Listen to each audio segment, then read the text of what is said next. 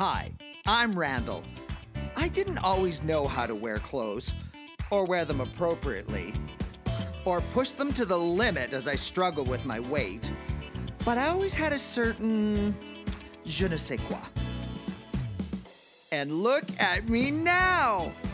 Whether it's home decor, entertaining, or fashion, I'm here to help others find their inner Randall. But as perfect as I am, I have lots to learn and strive to step outside my Louboutins. So join me on my fabulous adventures as I help others and learn something on the way. This is Randall to the rescue.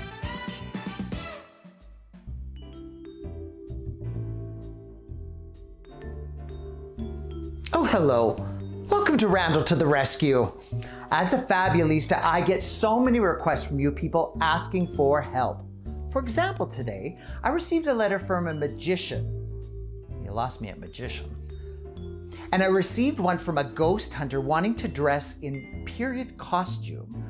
I can't see that materializing. But I did receive this letter. Listen. Dear Randall, my husband and I moved to Edmonton in 2014 from Pennsylvania so that I could take over the ministry of the Rio Terrace Moravian Church. A gay minister. We have enjoyed living here and had many life changes, most significantly adopting a child. Oh my goodness, a gay minister from the States with a child. I found that with the additional responsibilities, I have ignored myself, something I've never done. I'm struggling to look fabulous, most people do, with my present body type, and I am lost when it comes to identifying flattering clothes, hair, etc., and it impacts my self-esteem. What I need is the fabulista touch, and I'm hoping you can help me. I do enjoy your joyous personality. I am joyous. And would love to challenge you to speak in my church on the third Sunday of Advent, which is joy. Sincerely, Pastor James. Oh, Pastor James, you have completely enticed me, and I'm going to tap into my previous religious life from my crazy parents. This sounds amazing. So you know what it is? Randall away. Randall to the rescue. Oh, yeah. Randall to the rescue. Oh, Randall to the rescue. Ta-da! Okay, so here I am at the Moravian Church. So I have to do a talk today in front of a congregation. I've been on church stages before and behind a pulpit, but I've never ever done a talk, which absolutely terrifies me. Anyway, but I figure I have my robe of safety on, liturgical or clerical or something, and my childhood Bible. Look how well worn it is. Anyway, I'm hoping I do okay, and maybe God will help me.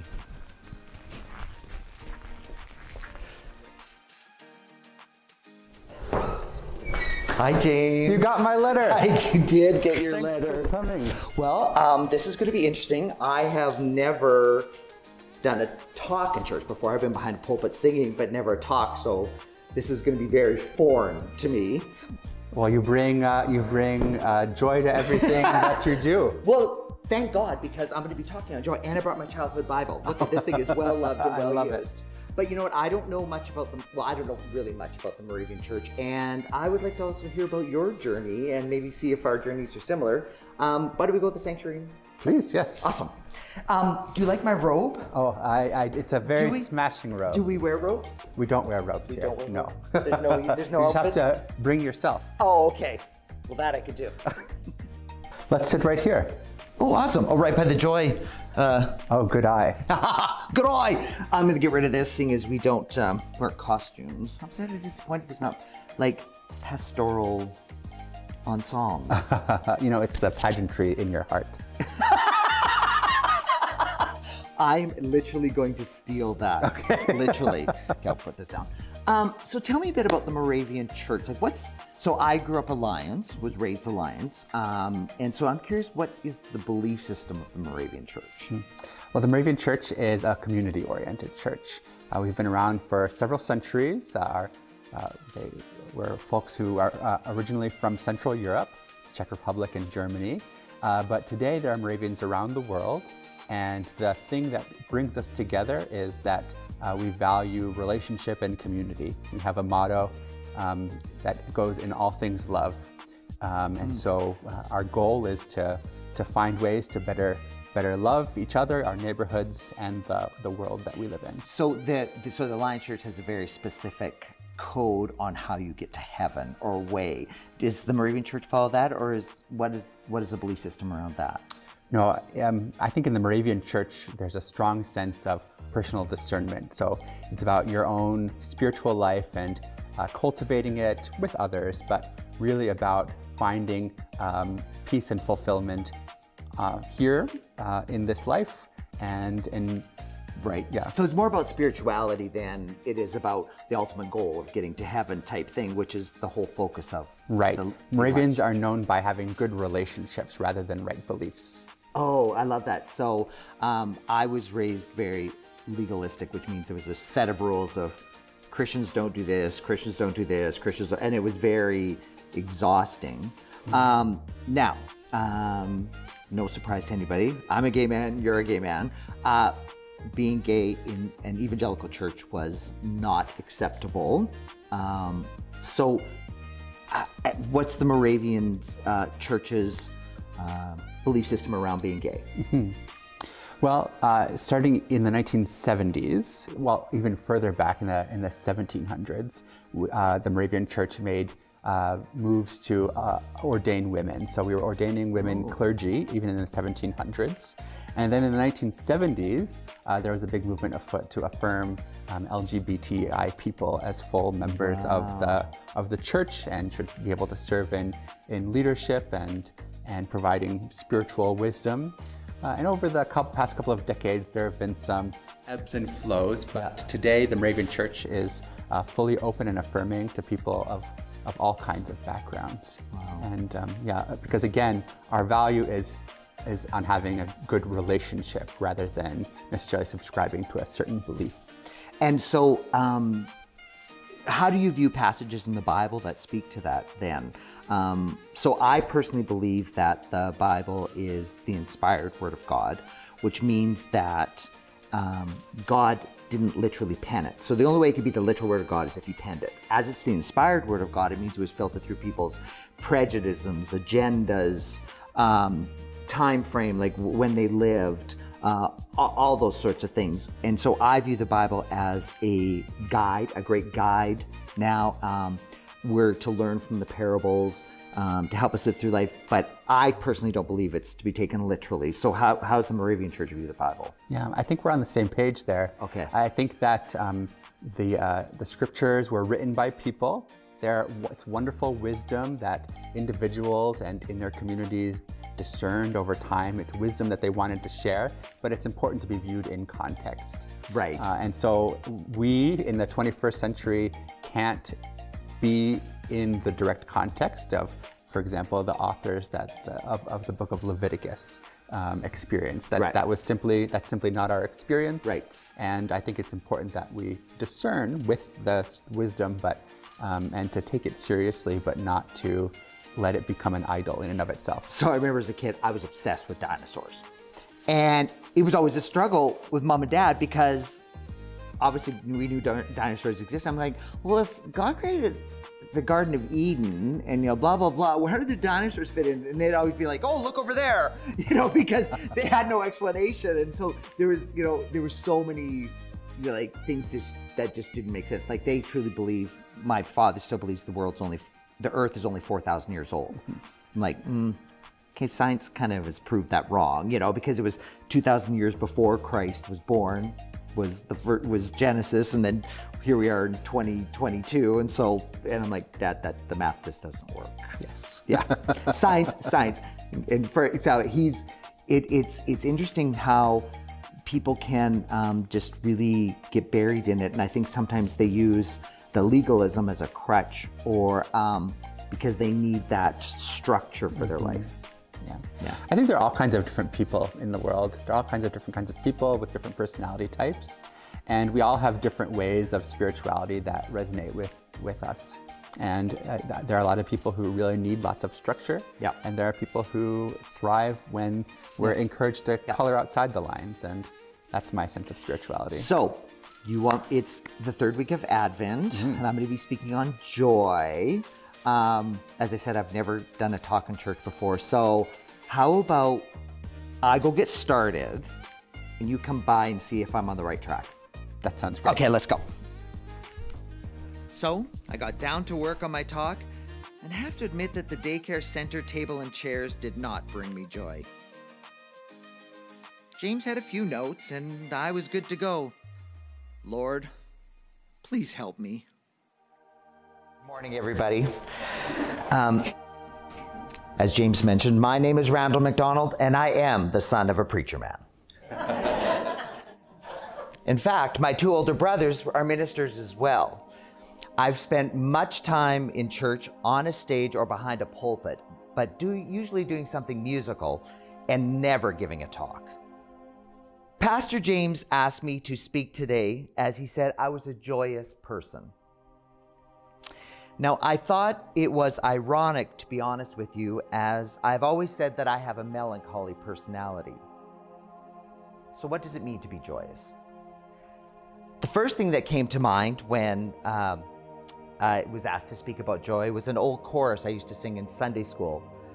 Jesus and others in you, what a wonderful way to spell joy. I decided to see how the dictionary defined joy. It is the emotion evoked by well-being, success, or good fortune, or by the prospect of possessing what one desires. Delight.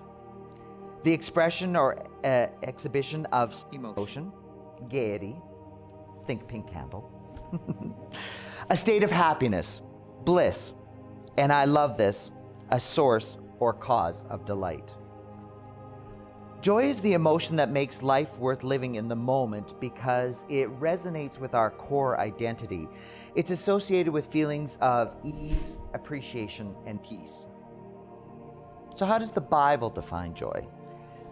It says that it's a feeling of good pleasure and happiness that is dependent on who Jesus is rather than who we are or what is happening around us.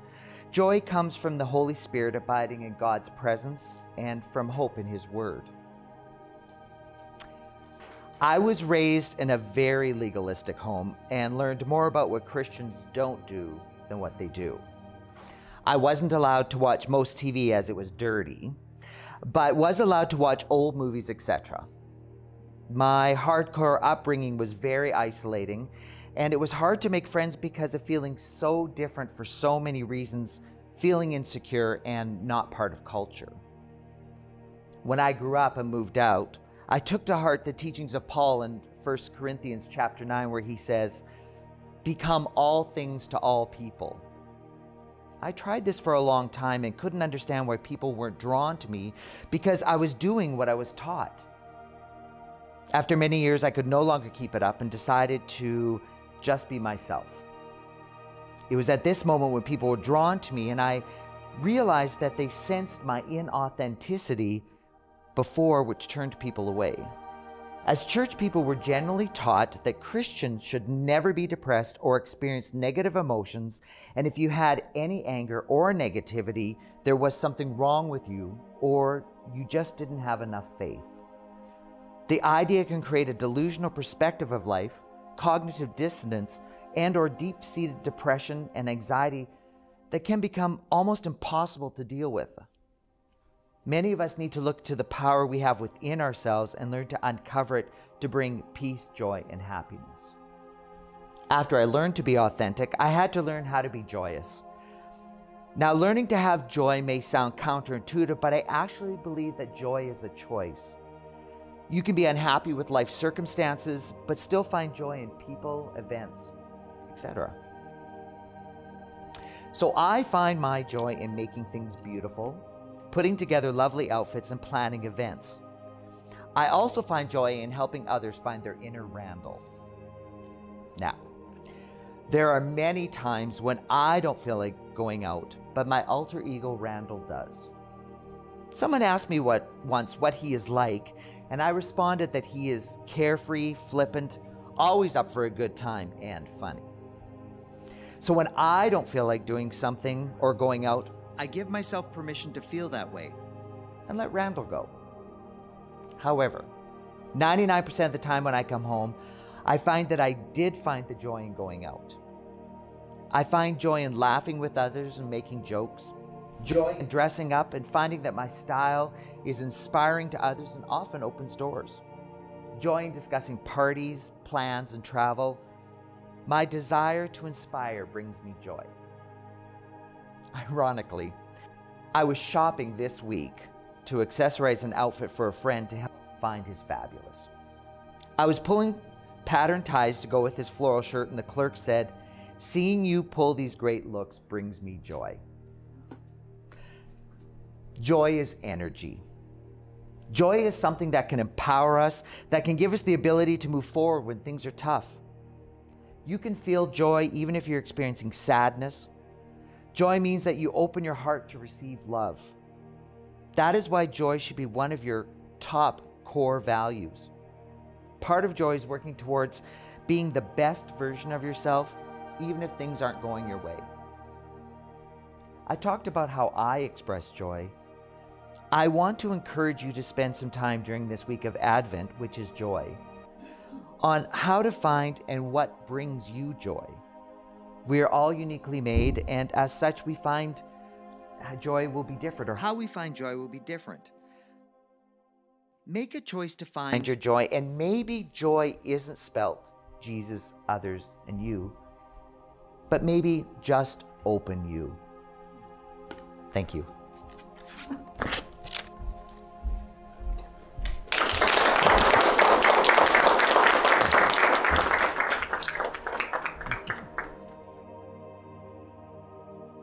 Have a wonderful time. So how did it go? Oh, wonderful. You did so well. Thank you. The congregation loved your speech. Yes. That's awesome. Well, what I was happy about was they laughed at the right moments. That's always most important. But now that that's done, we need to take you to the salon, get you some new fancy look, and I have a surprise for you too. Oh. Okay, let's go. I like surprises. Me too. I was done and felt joyous relief. But now it was off to Chrome to bring some joy to James. I love a good salon. Come on in. Welcome to Chrome. Hey, Randall. How are you? How you been? Good to see you. Well, this is James. Hi, James. Nice to James, meet this you. is Will. He's your hairstylist for today. And I'm sure he's going to do something amazing for you. Can't wait. Okay, let's go.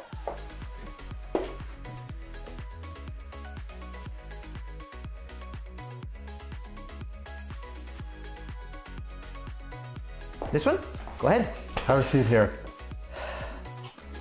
Awesome. How are you, James? I'm great. Good. Okay. So our goal is, we're helping James bring back his fabulous. Okay. Now he's also a minister, so it can't be anything too crazy. But that's what I'm kind of thinking. Short on the side. It's got great length, and it's a nice weight of hair. Give him a little bit of a fade through here. And Yeah. just leave it heavier through Yeah, here that's and what I'm textured on thinking. top. That's what I'm thinking too. Absolutely. Exactly. I have a great idea for you. Oh, fabulous. Cool. Let's get you washed up. Awesome. That's cool. I've never noticed this in this sink. Yeah, this. So you don't fall into it. That's right. So you can kind of. That's totally what I would do. I would end up falling into the sink. There's no question. So, Will, how long have you been doing hair? Oh my goodness, probably about 29 years now. Really? Yeah. Are you originally from Edmonton? Absolutely, born and raised in Oliver. I've lived here my whole life. I even went to Oliver School. Really? From kindergarten to grade 5. Oh, so you guys were rich. I doubt we're rich. We're an immigrant family that had a little grocery store and cool. did the best we could. Where did your family come from? Lebanon, and I was born here, and my sisters were born there. And then we had a small store on Jasper Avenue for about 20 some years. What kind of size grocery store? A little grocery store. It was called the Red Rooster. Yeah, it was on 118th Street in Jasper Avenue. So. 118th Street. Yeah. Jasper, I can't picture it. Well, I was thinking of the Happy Mart at first. Yeah, the Happy Mart was on 116th Street with the Roadrunner Pizza. Yeah. Then it went Bumstead's, the Minute Car Wash, Safeway, and then the next building between Safeway and the Earl's. Yeah. Yeah. So I remember what was there before Earl's. Oh, cool. And where did you train in Edmonton for your hair? I went to Marvell College. Marvell. And then I had some great experience with Schwarzkopf and Wella and Bumble and trained all over the world. Wow, and I had amazing. Lots of great times. So I think, like, correct me if I'm wrong, like in the industry, like people are like, some people specialize as colorists and some people specialize as just cutters. Is that true, or? That can happen. I mean, you're originally trained at everything, barbering, hairstyling, dressing, and that kind of thing. So in our salon, we're all master colorists, and we work very hard in specializing in one technique because we're a team salon. So basically, I'm the only one that does barbering services as well as short hair. And we have a gentleman that does extensions. We have another color specialist. We have a bob specialist, all those kinds of things. Are you finding that, so I know that, you know, women for like when they would go out for the evening or weddings and, you know, they'd get all the updos and all that stuff. And I felt like that fell out of favor for a while. Is it coming back? I mean, it is. People are wanting to do a little bit more these days and have fun and look good, especially with coming back from COVID. Right. They want to do some fun things and they want to, you know, look good and feel good. So it is coming back slowly but surely. Well, you know what I think, you know, and I actually think the New York Times did an article about this. It's just about after COVID, people are like, okay, I want to be that extra and I'm going to wear 3 strands of pearls instead of 1, you know, because I have them and I didn't get to wear them for 2 years. And so I'm just going to wear them now. Absolutely. They're doing a lot of that. I think people are being a little bit extra, and I think they should be. I think that, well, and I've always felt that you should be that way. Anyway, I didn't need COVID, so COVID has just gave me permission. Right. To be me. Gotta be me. I don't know if I can sing that or not. I probably can't. No. Okay, take that out.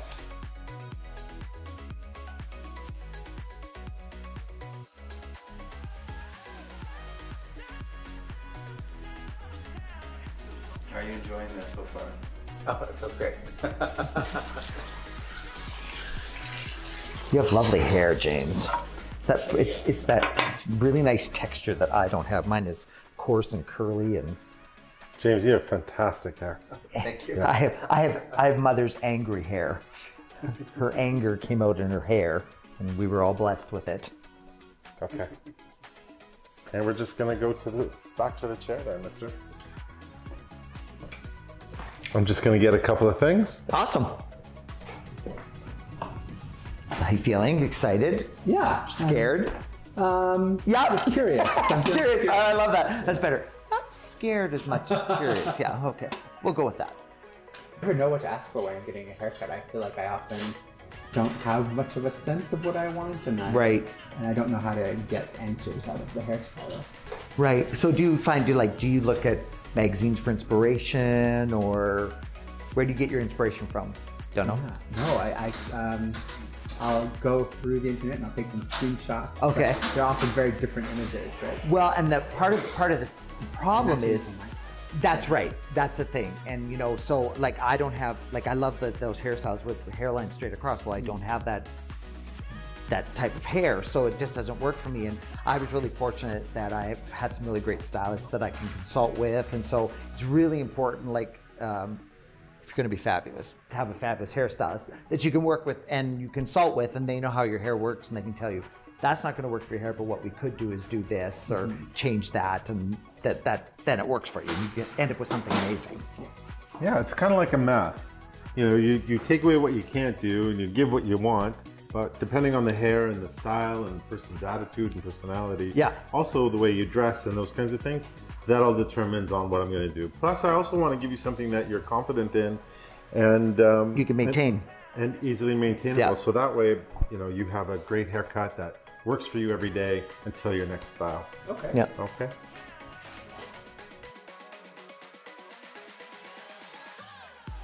So you were born and raised in Pennsylvania. Yes. How did you end up in Canada?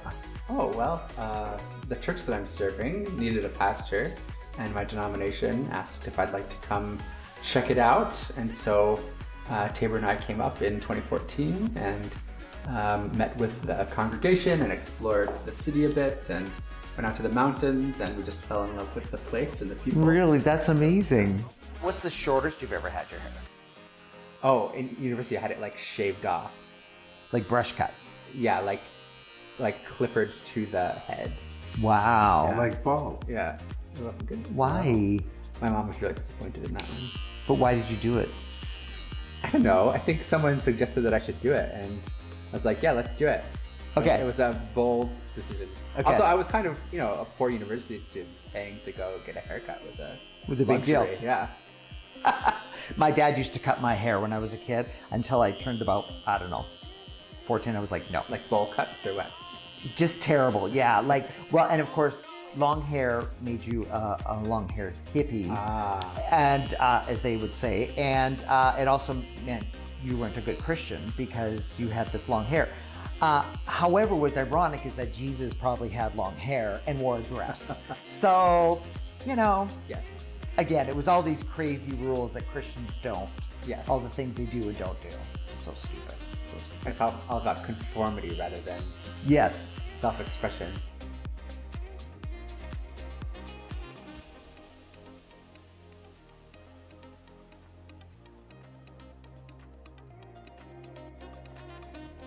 So did you guys always think you would want to have kids or always want to have kids or? Yeah, I think it's something that we always assumed would happen, but there gets to be a point where we have to be really intentional about making it. Right. So it wasn't something you guys specifically talked about when you first started dating, like you want to have kids, you just kind of knew?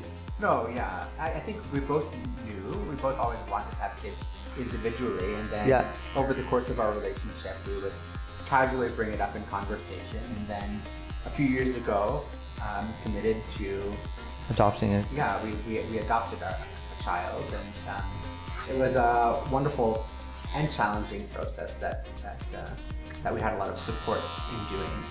Wow, amazing. Well, good for you. Well, I'm glad that worked out for you then.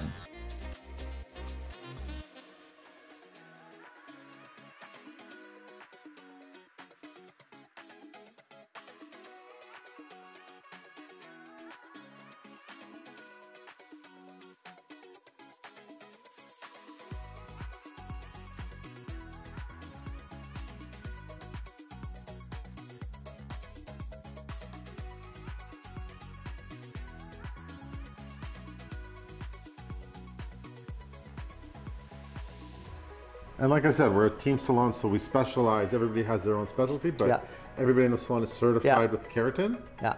And also they're master colorists. So who's more demanding, men or women? Again, so when you get to the level where I'm at, my clientele, my male clients are very, very demanding. They're very particular. They're on point. They're on point. I have Don't do that.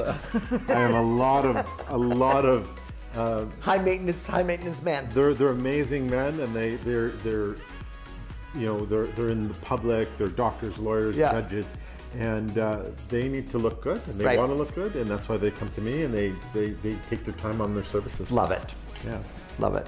Just gonna grab that water bottle. So I'm so happy you're liking it, because that makes it even better. That you're happy with it. And have you had this kind of style before? A variation, I feel, like the sort of the fade. Yeah, but not this fabulous. No, this is making me feel good. Next level. Yeah, that's right. Yeah. And I love it. I feel like it brings my face in. Absolutely, like you. And I don't mean this in a bad way. Like you lost 10 pounds just like that. So with this particular haircut, I mean, it's standard haircut. It's a lot of people would look at it and be like, this is normally what we would do. However, how high I took up the fade brought more narrow into the face. So had I left the fade a little bit lower, it would have widened out your face. And what I'm trying to do is elongate the face so interesting. as well, so that you can wear the hair to either side, this way or this way. And also, if you wore it back and pumped it a bit, it would also give you that extra lean out the face a little bit more and height.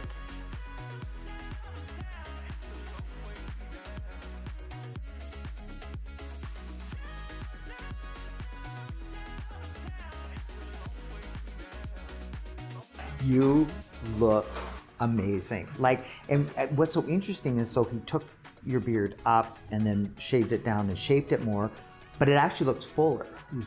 And you look, well, you are young, but you look so youthful. You look so thin, and your face has got a beautiful shape to it.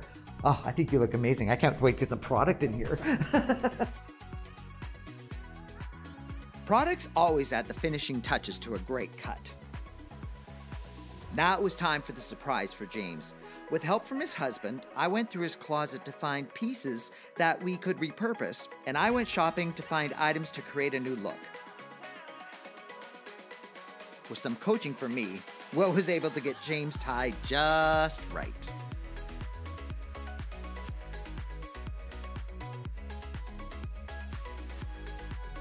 Okay, so he's all dressed. He looks great. Okay, come on out. Let's see the look.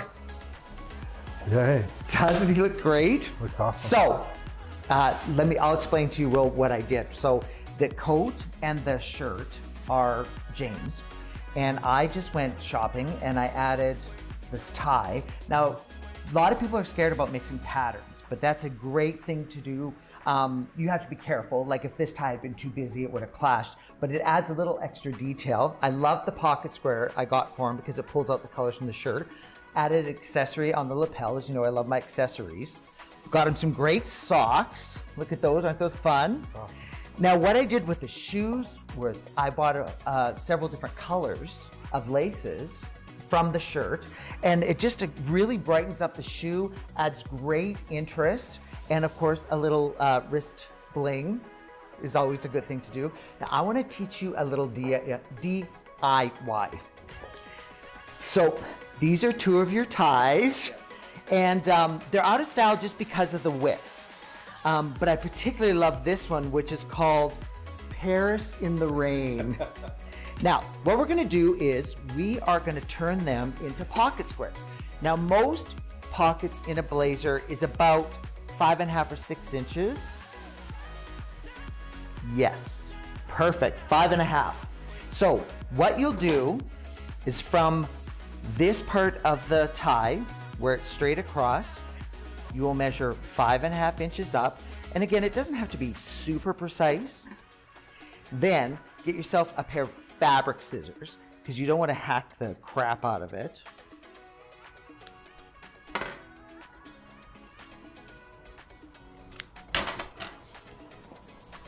Tuck that in, and you have a perfectly folded pocket square. Awesome. Will did the final touches to James' look, and we settled on the Paris in the Rain tie to pocket square conversion. Between Will's grooming and my zhuzhing, James looks great. I think you look fantastic. Doesn't he look great? Looks amazing. And I love the repurposing of the tie. Love it. Isn't that a great idea? Amazing idea. Okay, so there's only one thing we have left to do. Oh, Jim! You're gonna love Jim. He is so fun. He's such a fun, dynamic guy. Hey, Jim! Are we hugging this time?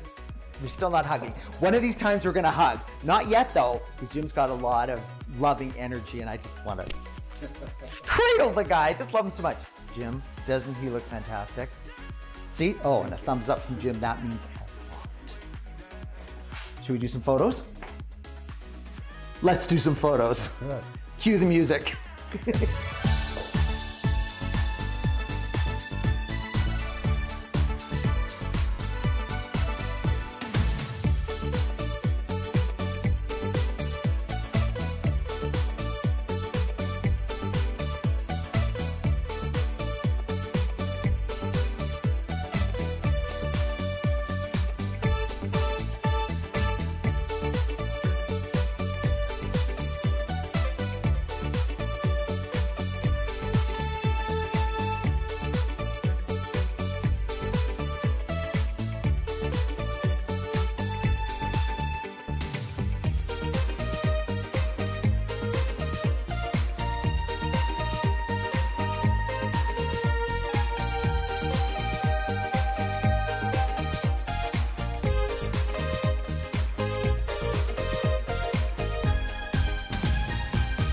Well, that was great.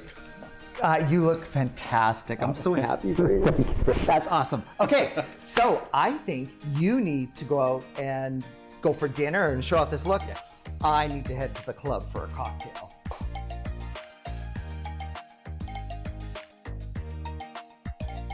What a fabulista day. Thanks to Will at Chrome for helping me to create James's new look. I'm sure it will create quite a buzz in this vlog. It's so satisfying when things come together. Amen. We had a lovely time today, made some special friends, but everything that's fabulous must come to an end. We learned some things and had some laughs, and now it's time to go. But I'll be back for another Fabulista show.